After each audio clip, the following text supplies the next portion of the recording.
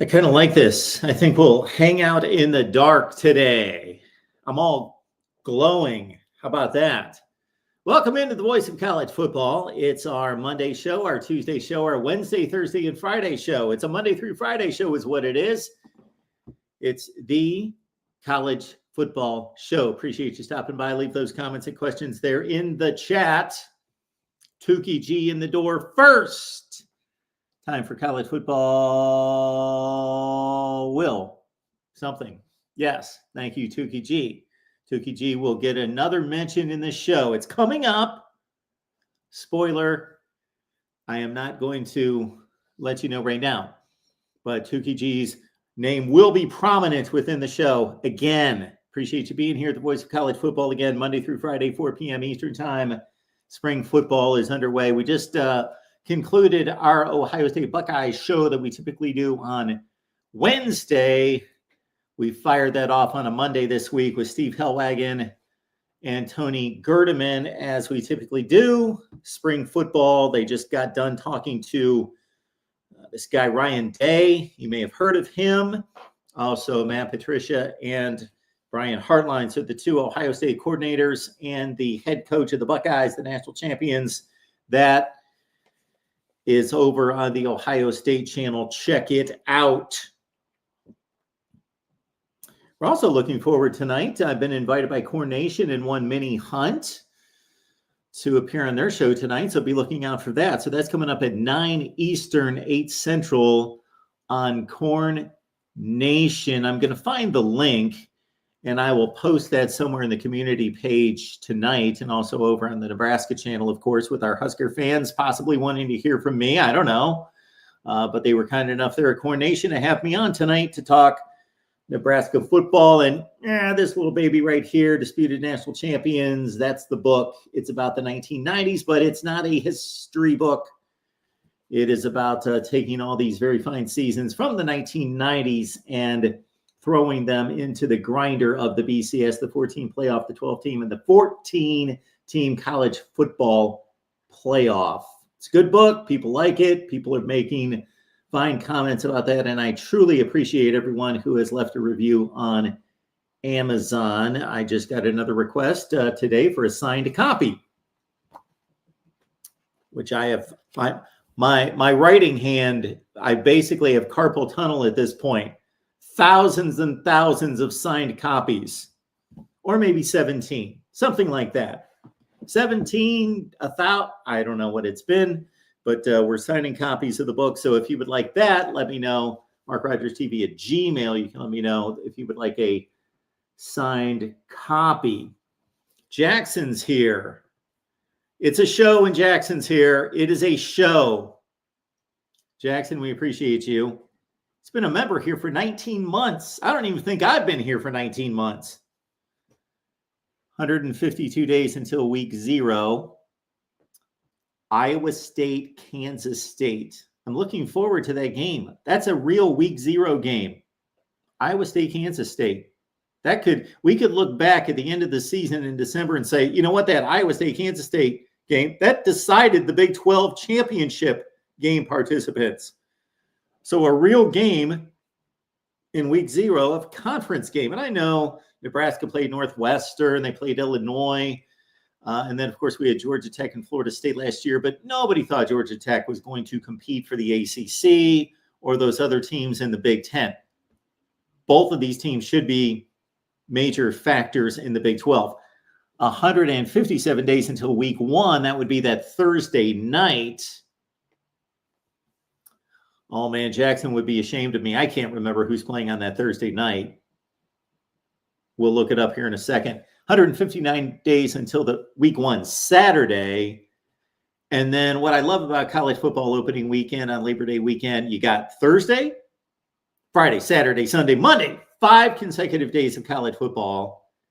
And it's not like, pardon me, MAC fans, no discredit to the MAC, but it's not like a MACtion Tuesday, Wednesday. It is powerhouse college football games Thursday all the way through Monday on Labor Day weekend.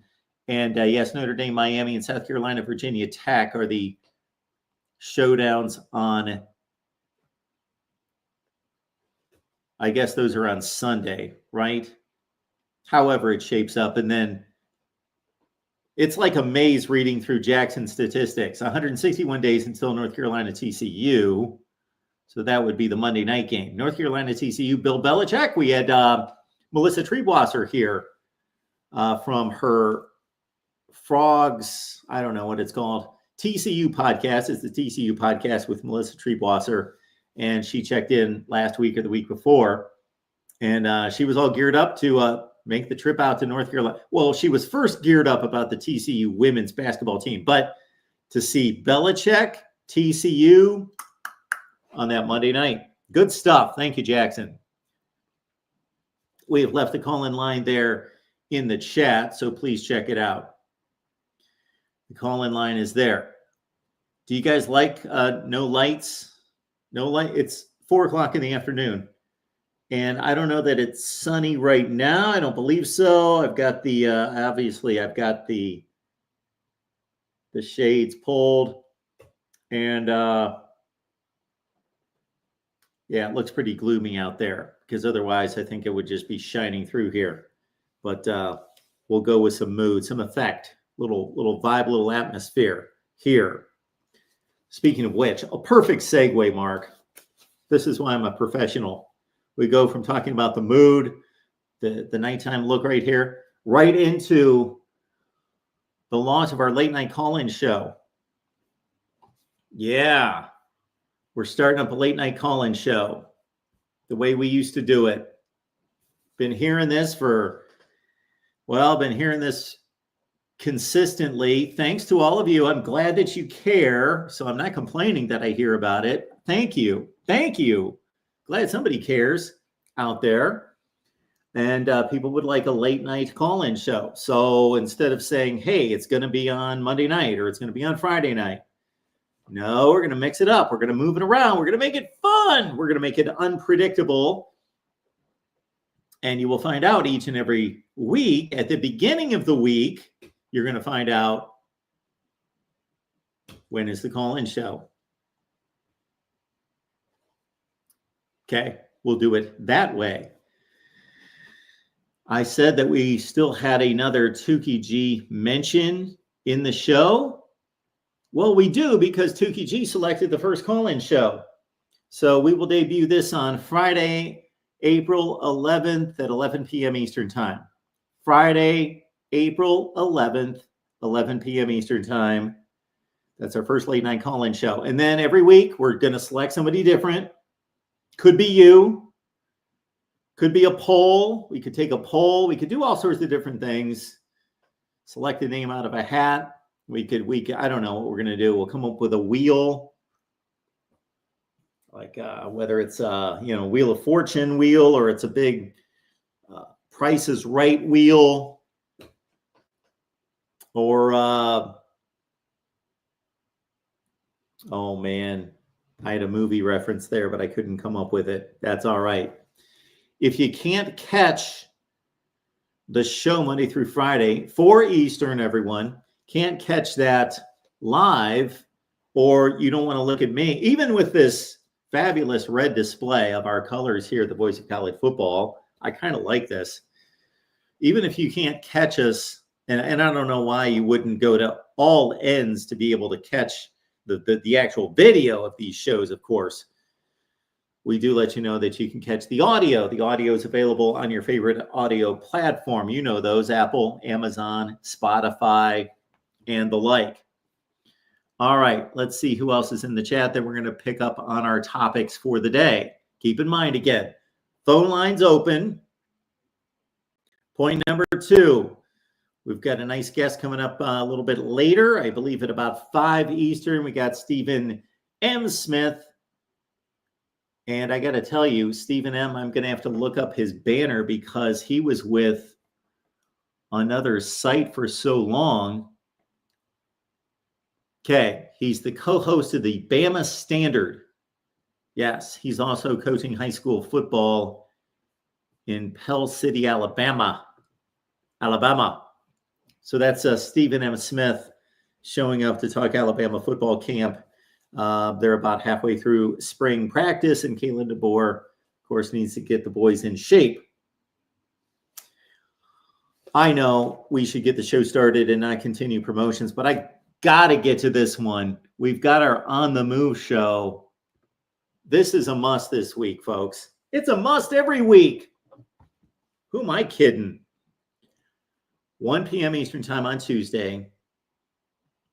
Leanne Herring has done it again, and she has lined us up a guest. Let me check it out. I want to make sure I get the young man correct here. We're talking about a top 3 offensive tackle in the country. That's going to be on our On the Move show coming up Tuesday at 1 Eastern. Kennedy Brown is the interview. He's a top 3 tackle out of Texas, out of Houston. So can't wait to hear from Kennedy Brown and his recruitment. That's coming up on The Move. That's our weekly portal and recruiting update show with Leanne Herring. That's Tuesday at 1 Eastern.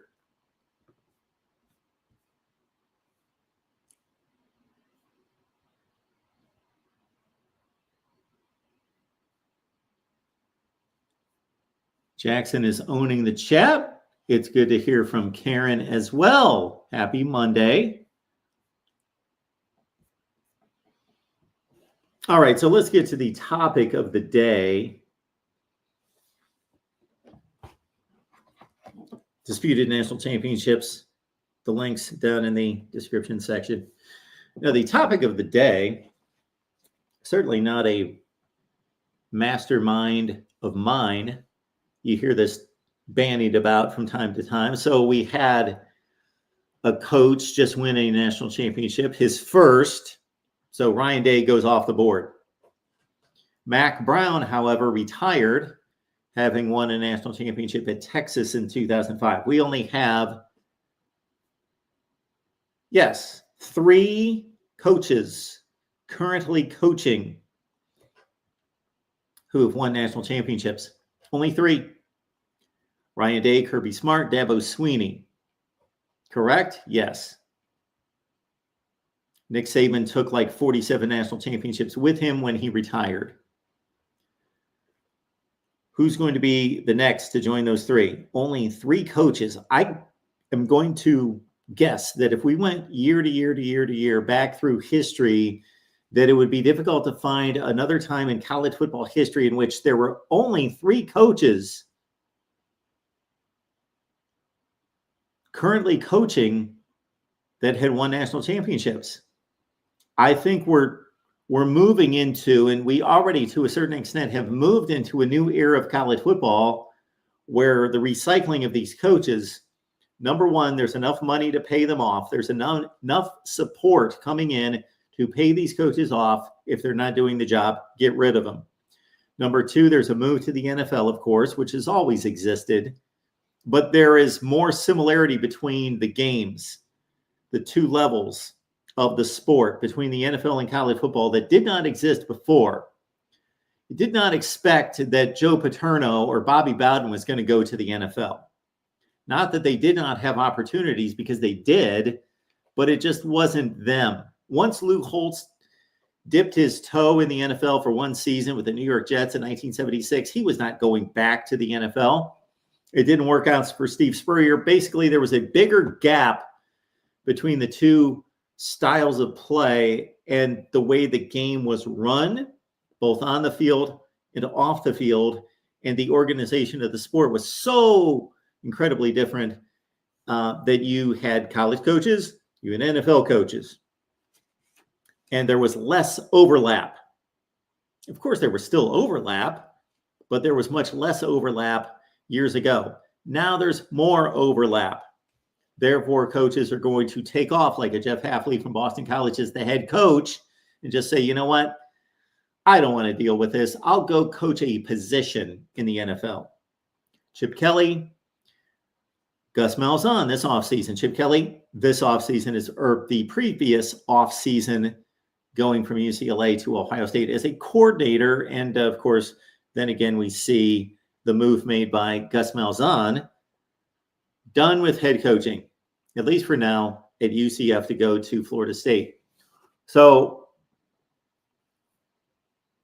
I can just about guarantee that this is the least number of head coaches in the sport who have won national championships.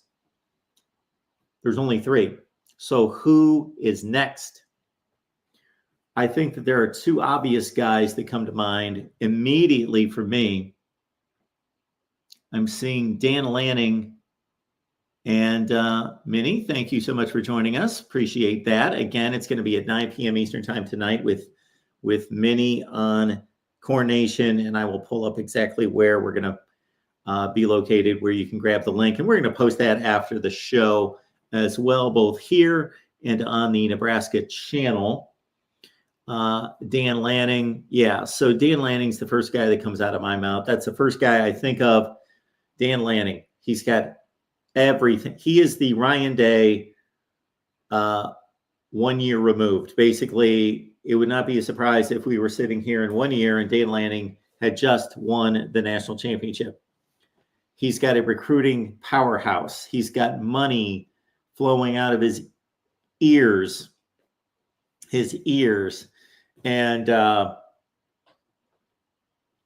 he's an up-and-comer. A lot of time ahead of him. Young dude, he's got a lot of time ahead of him. Dan Lanning, I believe, is the obvious choice, along with Steve Sark. Along with Sark, Steve Sarkisian.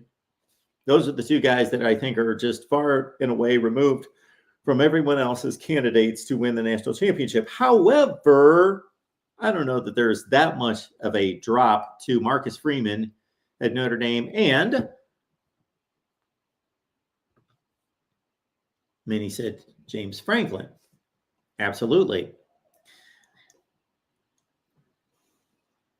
We can discredit James Franklin for failing to beat the best teams in the Big Ten for his entire career.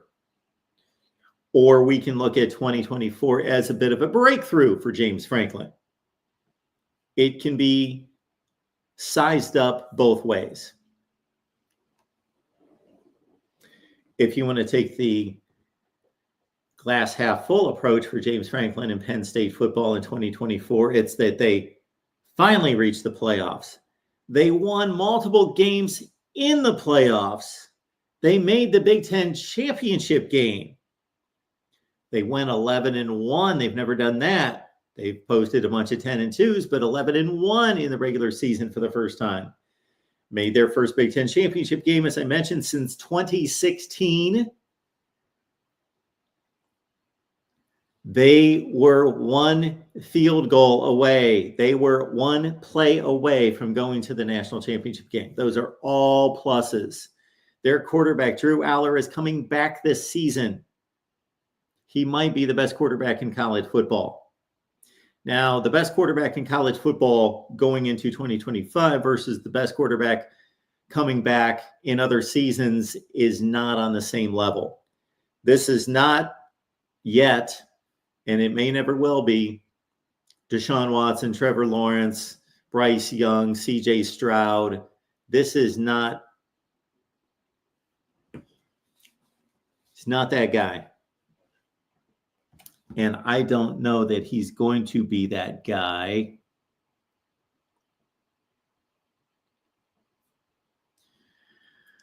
So that's the glass half full on James Franklin and Penn State. They had a lot of breakthroughs this past fall.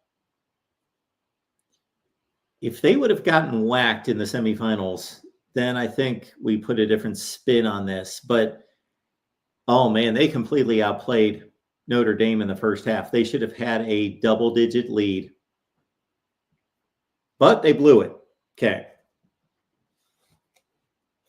On the downside for Penn State, look, did they just go 11-1 because they didn't play Michigan? So in all these years that they've stacked up these 10-2 years, they lost to Ohio State and Michigan. Almost all those years are losses to Ohio State and Michigan, going 10-2, 10-2, 10-2. Well, they went 11-1, but they didn't play Michigan. I'm not saying that they weren't as good as Michigan. They were obviously better than Michigan this year, but they did not play the other heavyweight in the conference, let's say Oregon. Then when they did play Oregon in the Big Ten championship game, it was entertaining. It was fun to watch. There were a ton of points. a lot of yardage, a lot of big plays, but they were never really in the game completely. And then, sure, they made the playoffs, but of course they made the playoffs. They would have made the playoffs 6 out of 10 times in the 4-team era if it were 12 teams. So this is another one. Well, just the situation changed, which allowed them to take another step or have a quote-unquote breakthrough to get to the playoffs. Then once they got to the playoffs, they won 2 playoff games. Well, credit them. They lined up against a team that was in front of them, and they had to go out there and win the game. SMU was an easy win. Boise State was a pretty close game until midway through the fourth quarter.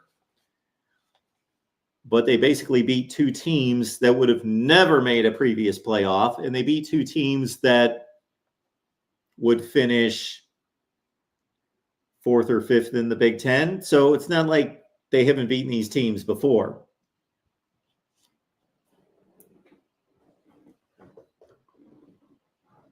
And then between Penn State and Notre Dame, somebody had to break through, because neither one of them have broken through in quite some time. But somebody had to, because they played each other. And I would be remiss here if I did not congratulate Penn State on another wrestling championship.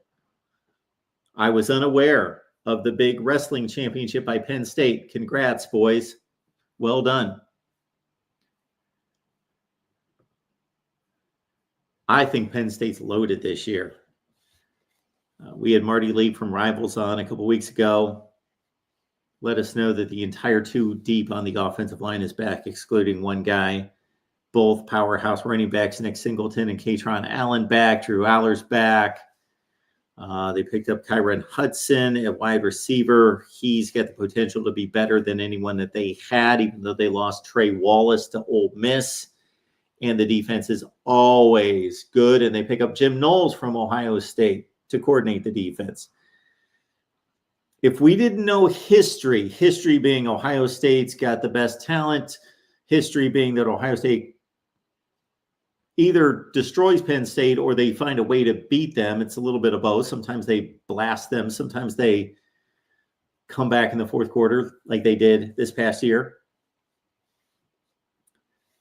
If we didn't know that, if we just looked at personnel and experience and productivity coming back, Penn State would be the favorite in the Big Ten. And then Marcus Freeman. Notre Dame nailed it. I said it at the time. I did not hitch my horse to Marcus Freeman, nor did I say it was a bad hire. I just said it's a riskier hire than staying with Brian Kelly. I just said they're taking a bit of a chance that this guy is a leader of men, which he is. He has proven that. And so they took a bump in the road, losing to Northern Illinois this last year. Bump in the road. Stanford, bump in the road. Marshall. Brian Kelly would not have lost those previous games, I do not believe. But Brian Kelly would not have taken this team most likely to the national championship game, although he did that once in 2012 and did get to 2 other playoffs. Notre Dame fans are certainly happy with where they stand right now. And it's nice to be able to like your coach. Not a whole lot of people like Brian Kelly and his situation at LSU.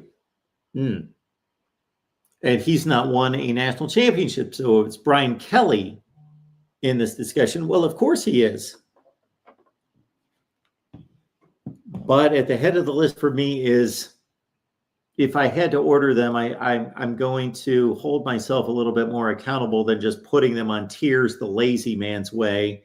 And I'm going to actually make a list and say,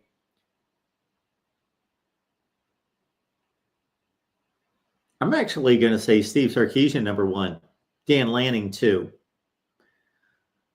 I give Sark a little bit more trust than Lanning. Lanning botched the Washington game the year before in Seattle, or in, where were they? wherever they were. I think they were in Seattle. He botched that game. His team came out unprepared in the championship rematch against Washington that year, and they fell behind by, I think, 17 points. And then, of course, I understand Ohio State was on a roll last year, but they didn't just completely truck Notre Dame or Texas. They were unprepared and obviously out-schemed and took the completely wrong approach against Jeremiah Smith. He's a defensive guy. That's supposed to be his mastermind spot. That's his lane. That's his wheelhouse. And Dan Lanning did not prepare his team. So Sark has won me over to a certain degree because I did not believe that he earned the Texas job. Nothing he did at USC or Washington earned the Texas job, but he got it. And now he's rolling, doing a heck of a job as recruiter, play caller, leader of men, and runner, a guy who runs the organization, a runner of the organization, leader of the organization, Steve Sarkisian. So I'm going Sark 1, Dan 2, and then we're going to go with Marcus Freeman 3, James Franklin 4, and I think those 4 guys are clearly, unless I'm missing somebody, and I can't imagine that there's anybody else out there. Sharon Moore, Michigan, they just won a national championship. He was a huge part, more so than your typical offensive coordinator, as he did have to stand on the sidelines and be the guy against Maryland, Penn State, and Ohio State on that run to the national championship. Michigan has a quarterback, has potentially a generational type quarterback in Bryce Underwood. So I think Sharon Moore's right there. I'll put him at number 5 off the top of my head. I'm sorry, nobody in the Big 12 is winning a national championship. I've said that many times here. Big 12 people don't like me for it. I love Big 12 football. It's fun to watch. Fun to watch. It's so competitive.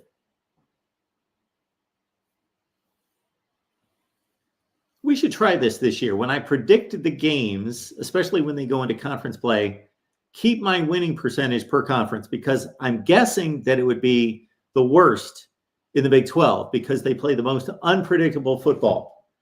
Something like 10 out of their 16 teams last year had the famous Rogers, voice of college football, plus or minus 3, where we track the teams that either go up or down by 3 wins from the previous season, and the Big 12 had the most. It's the most unpredictable league, but the conference is not winning a national championship.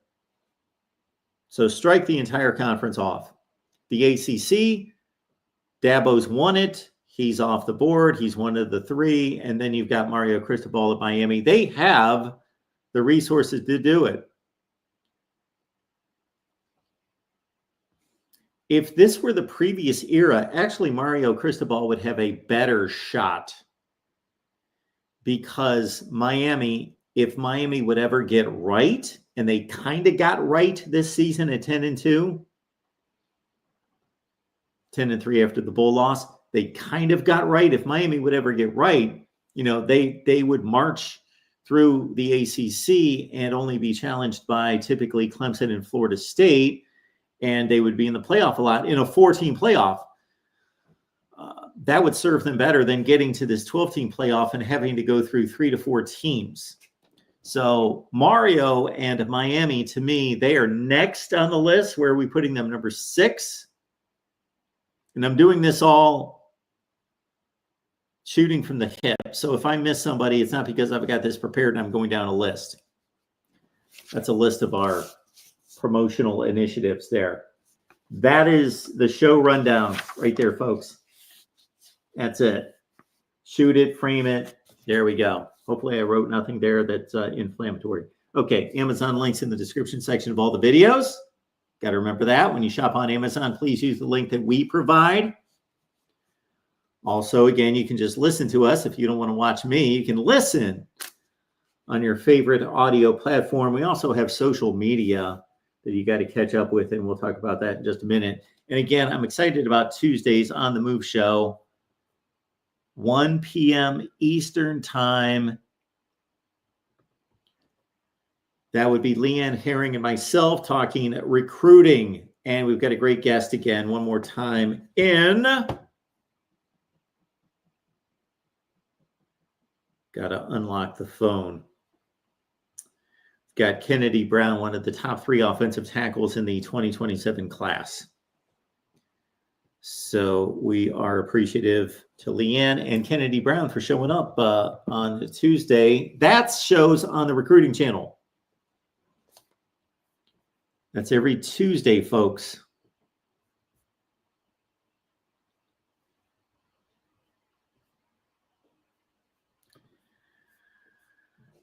And Brett Bielema is an excellent coach.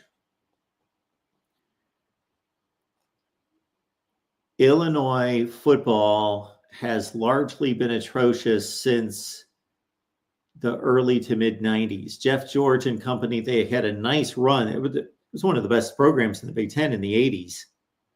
And seeping into the 90s, and then that Kevin Hardy, Simeon Rice defense, that 90s, 94, 95 Illinois team, and then they hit the skids. They did go to the Sugar Bowl. Lou Tepper, remember that? 0-1 against LSU. They got trounced. 07, they somehow snuck into the Rose Bowl as the tied for third place team in the Big Ten. But really, Illinois football, Cal, Illinois,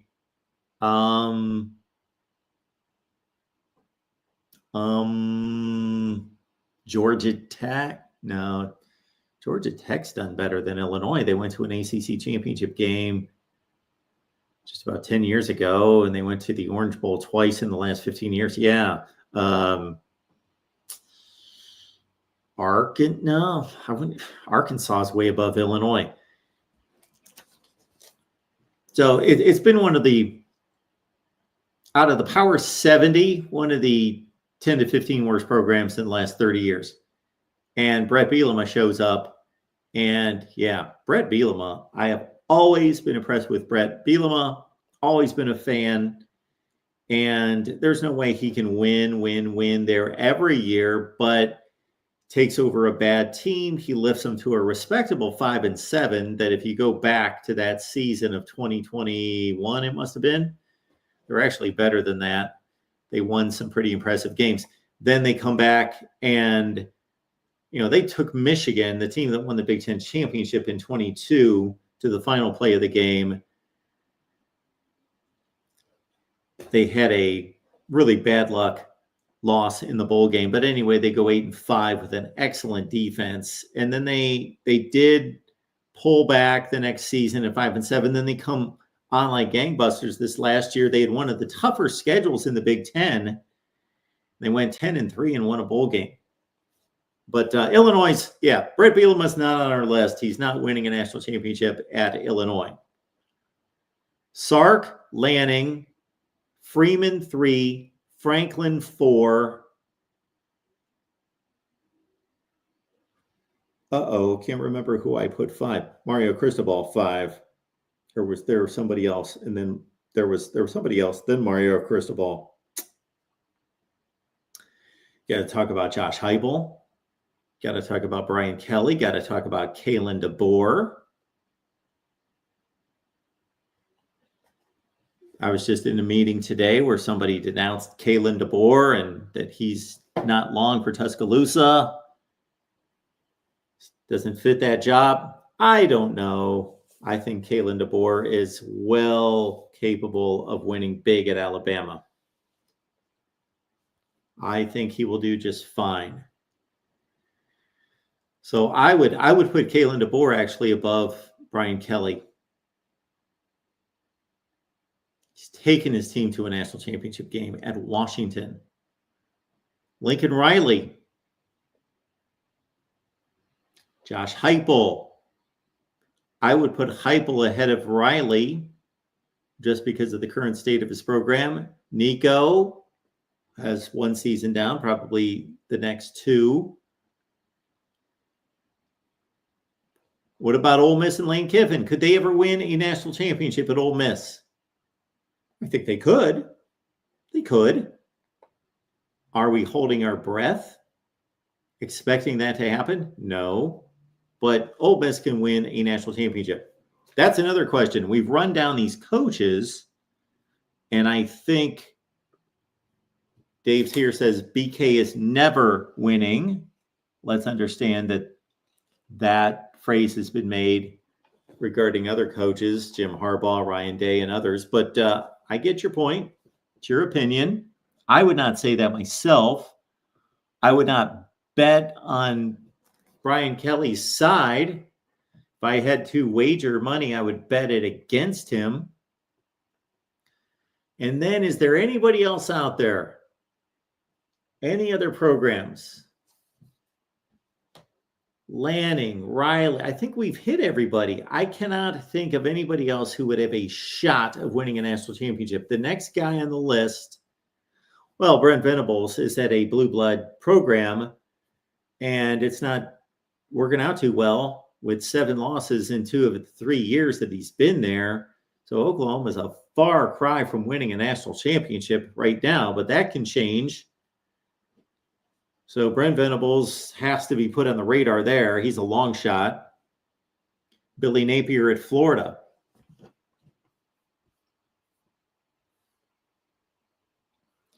Jackson does not believe that Ole Miss can win an SEC championship game or a natty with Lane Kiffin. Lanning before the end of the decade. We talked about Sharon Moore.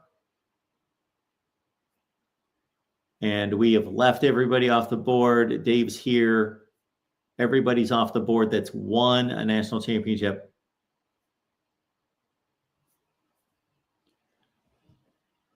No Dabo, Kirby, Day. Those guys are off the board. So that's how many coaches.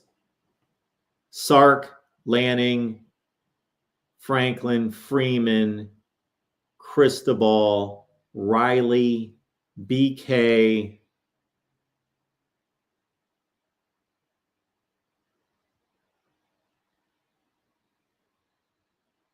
So that must be it. Venables, Heupel, Lane Kiffin, that's your 10. If we were going to stretch it beyond that, then maybe we would go to the Big 12, but I don't think those schools are winning a national championship. Jed Fish at Washington. Oh, Sharon Moore. Sharon Moore, I put at number 5 in front of Mario Cristobal. So I got my dirty dozen minus 1. I got my 11 with Lane Kiffin at 11. Okay, talk and argue amongst yourselves. On the Move's coming up Tuesday at 1 p.m. Eastern Time right here at the Voice of College Football. That's on the recruiting channel. And again, we've got a special guest, top 3 offensive tackle in 2027. If I look at this text message enough times, I'm going to remember his name by tomorrow. Kennedy Brown. Pretty easy to remember. Top 3 offensive tackle in the nation, showing up on the Move. That's coming up Tuesday at 1 Eastern. Stephen M. Smith of his Bama Standard show right here on YouTube is showing up with us at 5 p.m. Eastern. We have left the link in the chat. Oh, Mike Elko. Thank you, Jim. It's the guy I missed. Mike Elko. I thought that was the best coaching hire of the previous season. And the record did not look good at 8-5, but if you really tracked Texas A&M's games, think of it this way. Texas A&M was sitting at the 1-yard line against Texas with about 5 minutes left. They were 1 play away from making it a 17-14 game. They win that game against Texas. They go to the SEC championship game to go to the playoff. So even though they lost that game, then they lost the bowl game to finish only 8-5. Mike Elko, what he did at Duke, exceptional. Karen has a nice take here. If somebody was going to win in the Big 12, now see, this is the difference between projecting consistent winning versus having a ceiling. Those are two different things. If you were going to ask me who's going to win the most consistently over the next 5 to 10 years in the Big 12, I would throw out the usual candidates. Mike Gundy at Oklahoma State, Chris Kleiman, Kansas State. Those would be the two obvious choices, and depending on how long Kyle Whittingham stays at Utah and how well they do in succeeding him. But if you're talking about a ceiling, this guy right here, prime time, Deion Sanders. Thank you, Karen. Yes, he can be close. Is he close to the top? No, he's not close to the top of our list, but he should be mentioned on the list. I'm sure a lot of people listening right now don't like Deion Sanders. Has he rubbed me the wrong way at times? Yeah. But I have great respect for the guy. He's an excellent football coach. He is charismatic, and these high school football players love him. And he obviously knows the game, of course, but beyond that, he knows how to hire people that he can push, that he can work with. Sometimes it looks a bit like an all-star coaching staff with Warren Sapp, and Marshall Falk is on the staff. And I understand Deion Sanders has done no recruiting trips again this year. 0 recruiting trips again this offseason. He has simply said, come to me, come to me, come to me. He can do that. So if you were going to ask me who's going to have the best record in the Big 12 the next 5 years or 10 years, I would not say Deion Sanders in Colorado. It wouldn't surprise me if he did. But a different question is, who has the best shot of winning a national championship out of the Big 12? Well, it's that guy, Deion Sanders. We have left the link in the chat. Oh, yes. It seems as though Minnie is one step ahead of me. I was about to say James Frank. She already hit James Franklin. I was going to say somebody. Okay, yes, this was the next guy I was going to. Can Arizona State win a national championship? I actually have more confidence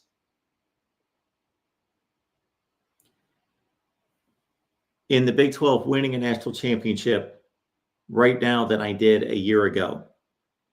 Because once we found out it was going to be 12 teams and this was going to be the format, I proclaimed a number of times, the Big 12 will not win a national championship in the next 10 years, and maybe ever. But certainly not the next 10 years. Well, I will still hold to that point. 1 down, 9 to go.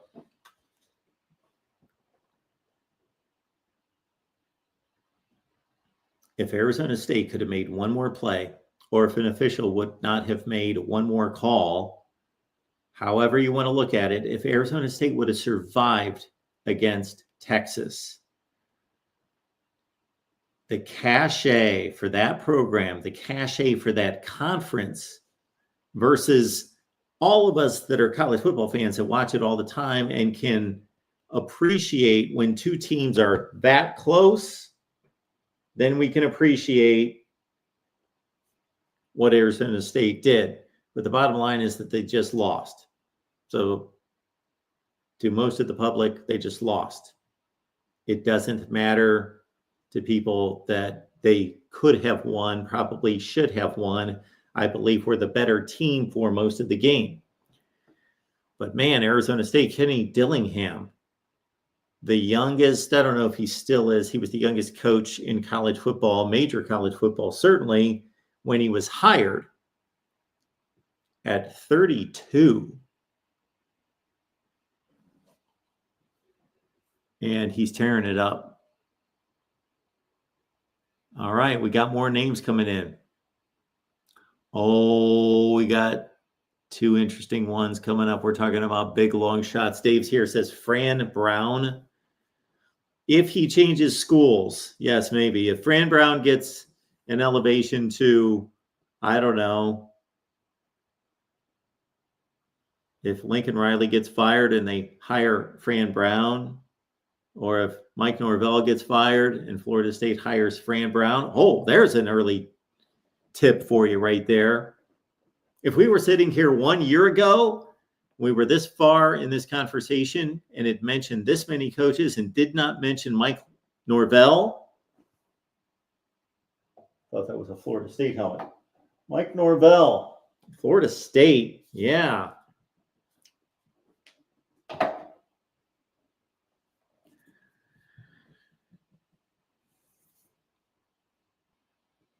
Fran Brown. Based on what I saw against Stanford, just don't allow him to run clock and make the decisions concerning game management, clock management in the final 2 minutes. Oh, you know, I love PJ Fleck. Will he get over the hump? Well, I think he's gotten over the hump as much as you can at Minnesota. Who's going to go there and win big? He's gone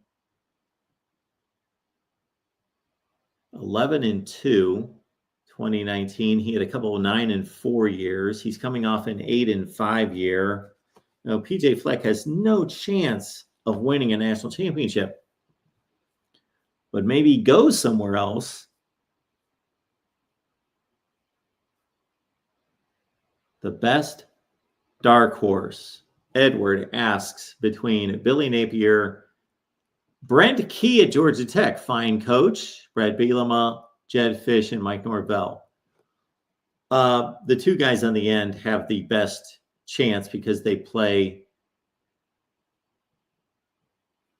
well, Norvell plays in a conference where you should be able to handle your competition, and they both are surrounded by Florida talent, and Billy Napier did a heck of a job after his team looked like they wanted him to get fired the first month. Billy Napier, that 5-game stretch, in that 5-game stretch, let's see, they finished 7-5. I believe they were 3-4. In that 5-game stretch that looked incredibly daunting, playing all preseason top 10 teams, the final 5 games, he goes 3-2. Wins a bowl game, 8-5. Out of that list, I go Napier 1, Norvell 2, just because of where he's located. Fish,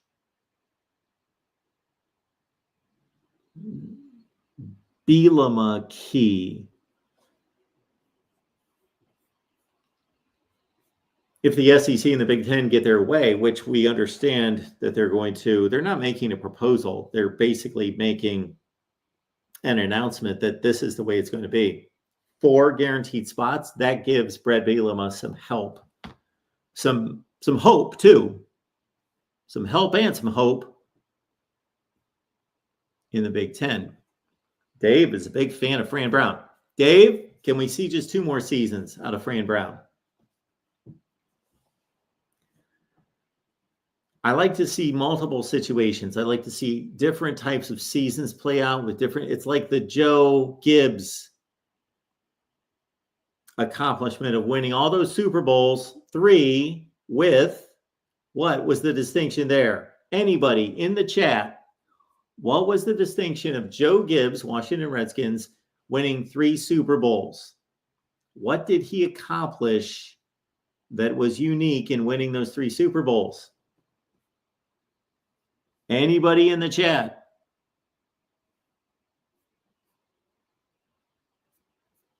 One more time. Joe Gibbs, Washington Redskins head coach, won 3 Super Bowls, 1983, 87, 91. In terms of seasons, thank you, Dave. He did it with 3 different quarterbacks. Joe Theismann, Doug Williams, Mark Rippon. And Williams was not even the starter at the beginning of the season. So to truly show yourself as a great coach, in my book, there is something to be said about, has this coach done it with different personnel, different quarterbacks in different conferences, at different schools. So that separates, for me, Urban Meyer, Nick Saban, Dabo Swinney. Dabo's been phenomenal, and maybe he will just stay at Clemson for his entire career.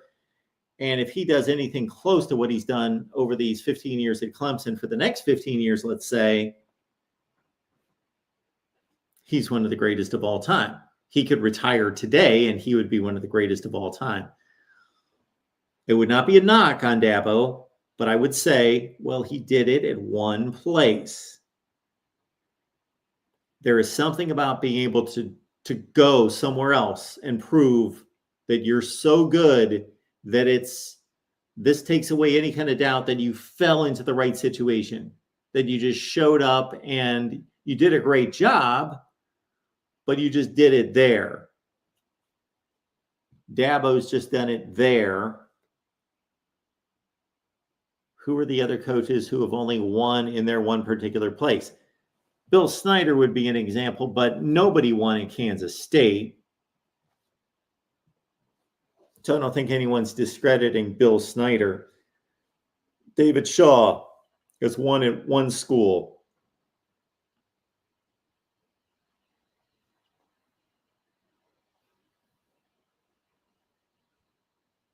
Of course, back in the day, Joe Paterno, Bobby Bowden, Woody Hayes, Bo Schembechler, those guys coached forever and coached in the same spot. But in the modern era, not a whole lot of examples.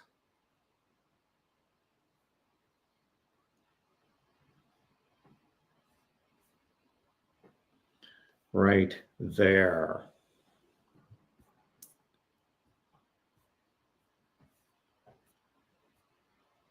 Anybody else? Yes, I go with Napier 1, Norvell 2, Bielema 3, then Fish, then Bielema and Key. More opportunity probably at Washington than at Illinois.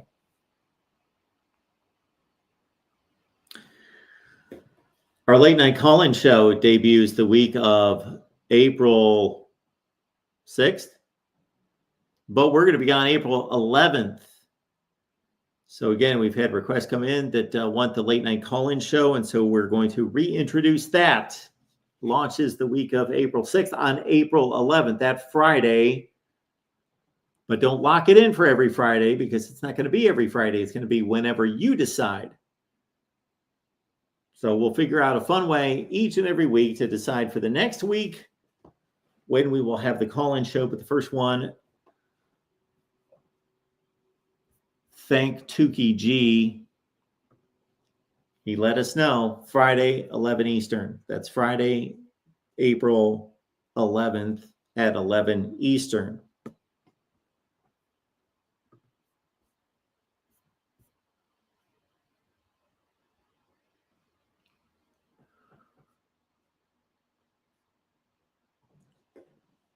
We await Stephen M. Smith of Bama Standard to talk some Alabama spring football.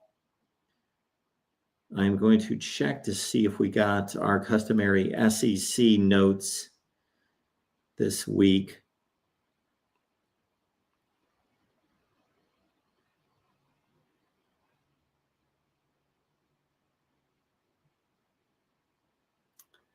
Monday notes. Let's pull these up on the big screen. And again, the call-in line is there in the chat. I'll drop it one more time. Just keep in mind when Steven jumps on, we will give him preference.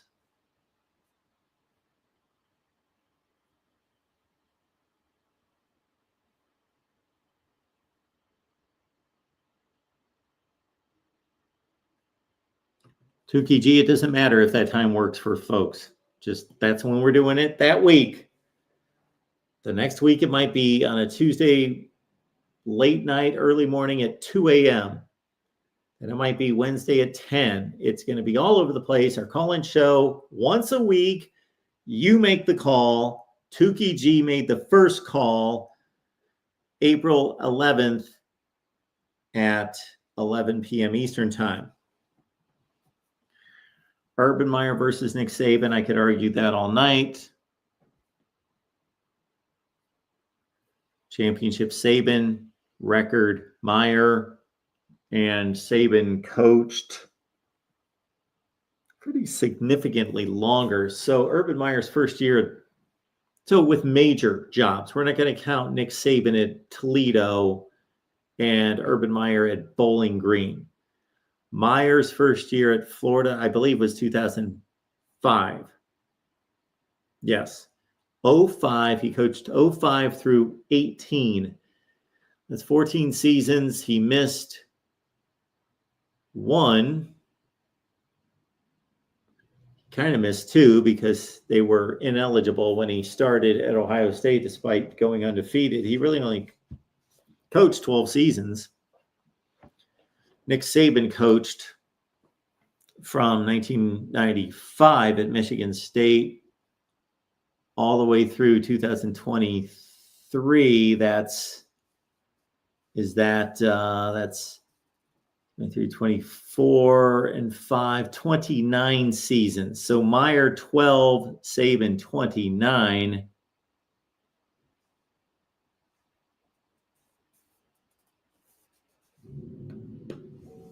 And so Saban won the most championships. Obviously, he won 7 in 29 years. And what was that? That was Urban Meyer with 3 in 12 years. That's about the same.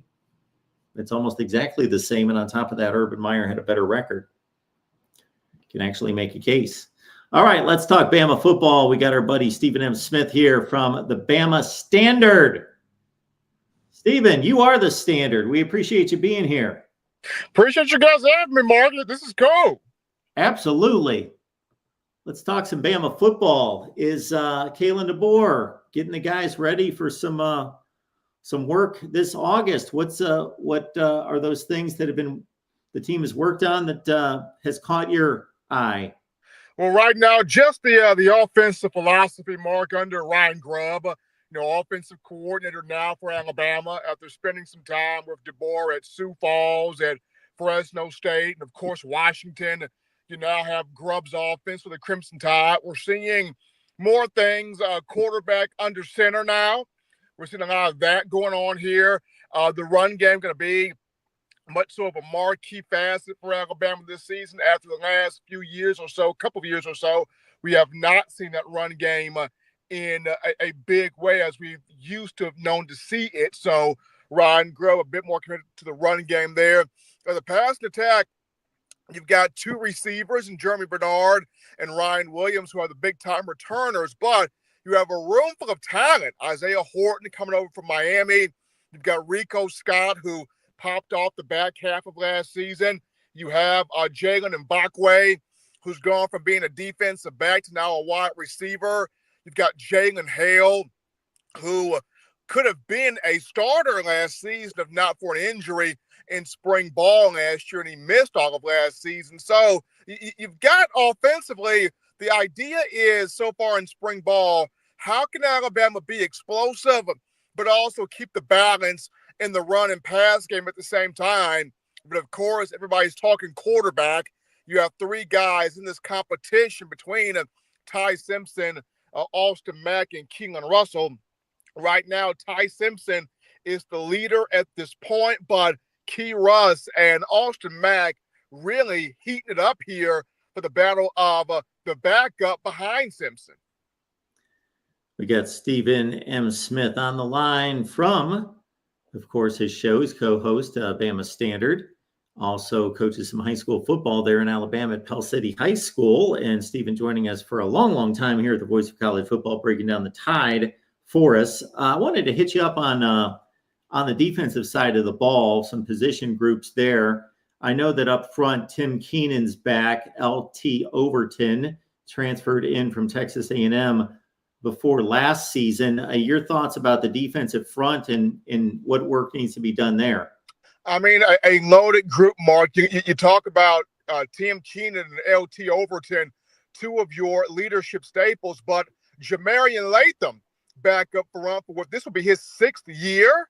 He came in the 2020 class, former 4-star from Pickens County High School in Reform, Alabama. So you have him back. You've got James Smith. You've got Jordan Renaud. You've got Edric Hill. You've got Steve Bolo Mbamoa, a transfer from JUCO. You've got Cavante Henry. You've got London Simmons, a freshman you signed from Mississippi. This is a deep, loaded defensive line group. And then, along the defensive front, you got your linebackers. Deontay Lawson, though, he is not going this spring due to recovery from a leg injury. You've got him, Justin Jefferson. You got Nakai Hill-Green, a transfer from Colorado. At the linebacker perspective, outside backer group, you've got the likes of Quay Russaw. You've got Yancey Pierre, Noah Carter. You got dudes. You got dudes all over this defensive front. And for Freddie Roach and for outside linebackers coach, Coach Christian Robinson, this is a big year for both guys. Freddie Roach in terms of producing the numbers with his defensive line is concerned. And then for Christian Robinson, just a second year for him to really grow as a coach, working with those rush linebackers, getting them to explode off the end and get to the quarterback there. So defensively, you've got returning pieces, but you've got a lot of talent that wants to showcase itself in the upcoming season. We're breaking down the Tide. We got Stephen M. Smith on the line from the Bama Standard. You can catch it right here on YouTube. And Stephen, the linebacking core has 3 guys in particular with a ton of experience when you talk about Deontay Lawson and Justin Jefferson, and also throw in Nakai Hill-Green. Your thoughts about the linebacking core? It's a strong group. You look at those 3 guys. D-Law, who has played a lot of football at the University of Alabama. Yes, he had an injury this past season that hampered him, but the production that he provides, the production that Justin Jefferson provides, getting that year of not having the junior college experience affect him, so him being able to return for another year at the University of Alabama is huge. Evan Hill-Green, Mark, a guy that had 82 tackles a season ago at Colorado, a big stuffer, not just in the run game, but also can create some havoc to the quarterback as well. All 3 of those guys with leadership, all 3 of those guys, veterans in the room, and they will supply a lot of knowledge for the guys like Luke Metz and Abdul Sanders and guys like Justin Hill, and these young, talented linebackers in the room will grow from those guys, Lawson, Jefferson, and Hill-Green, but also a guy like QB Reese, somebody who's got time on task in terms of knowledge of the system. He came in the 2024 class. So QB Reese, a year under his belt, we'll see what kind of a jump he can make here in this linebacker room. Let's go to the cornerbacks. Damani Jackson came in last year from USC to start at a cornerback spot. Your thoughts about the 2025 group? The secondary is going to be nice here. You got Damani Jackson, who got playing time last year, started last year, did some big things last year as a lockdown defensive back. You've got Xavier Brown, who was a lockdown corner in his own right a season ago. We remember the huge interception he had against Georgia last year during the regular season. Then you pair that with you've got a Red Morgan back. You've got a Xavier. You got a Red Morgan. You have a Drake Kirkpatrick Jr. You have a Deshaun Jones. You have a Keon Sabb back. You've got several guys in the secondary, including one Brayson Hubbard back.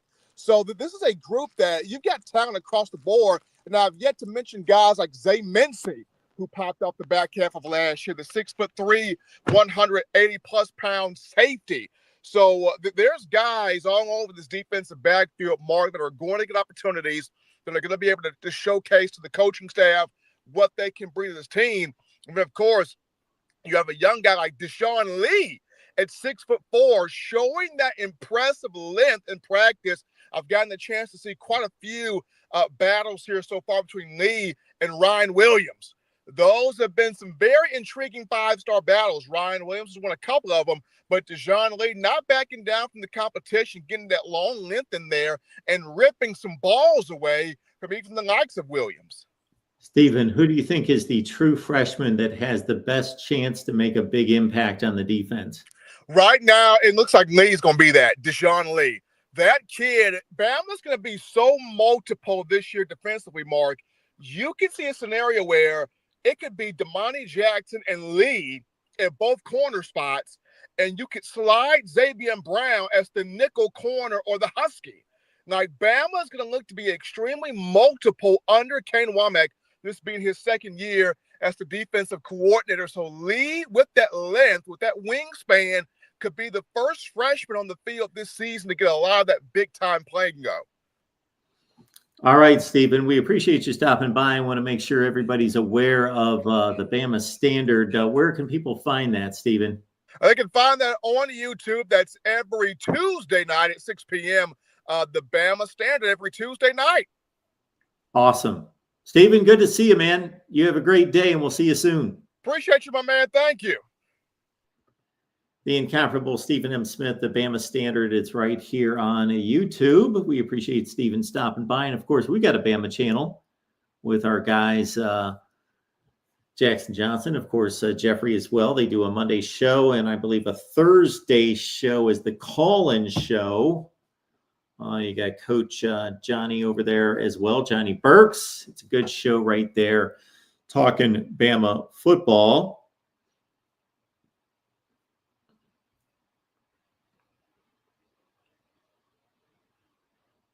Moose with a update on the NCAA men's basketball tournament with the SEC. 14 teams in. Good Lord. They might as well just throw the other two in. 14, 7 left. The Big Ten with 8 entered, 4 left. So that's a good way to put that into context of the Big Ten doing roughly just as well as the SEC in the basketball tournament. Wow. 7 left as we are in the Sweet 16. Wow. All right, folks, we appreciate you being here. The Voice of College Football. We would have put in yeoman's work again here on a Monday. But remember, it's Monday through Friday.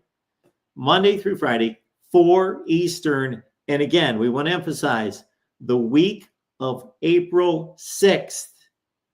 April 11th, that's a Friday. We're going to start our late night call-in show. It's going to be once per week, late night call-in show, and it's going to be yours to decide. So Tukey G has said the 11th at 11. Remember that. On the 11th at 11 Eastern, Voice of College Football, late night call-in show. We'll do it up big then. But in the meantime, every day at 4 p.m. Eastern time, boom, boom, boom, boom, boom. Just make it back, and we will talk college football with all of you. I'm going to work on and already have program rankings. Then we'll move on to the coaches rankings. Then we will go to the all-time program rankings. We will get those 3 things done. Keep in mind that a week from this Saturday, we've got spring games at Clemson, West Virginia, and elsewhere. Then it really ramps up on April 12th and 19th and 26th. But we will be here live on those Saturdays after the spring games. Okay, we're back at it here at the Voice of College Football. Please lock in with us. We do it better than everyone based on your participation, of course. And we will see you Tuesday at 4 Eastern. The On the Move recruiting show is actually at 1 Eastern. So let's get it straight. You'll catch up with me on Tuesday, 1 Eastern on the recruiting update show On the Move. Then at 4 Eastern, that's the daily show here. And then 5:30 with Corey Bratta on the Iowa show right here, the Voice of College Football. And my next stop again is going to be on with Mini Hunt on Corn Nation, and we will drop the link in the community section of this channel later, so you can catch me on the Corn Nation show later tonight, 9 Eastern, or right here at the Voice of College Football.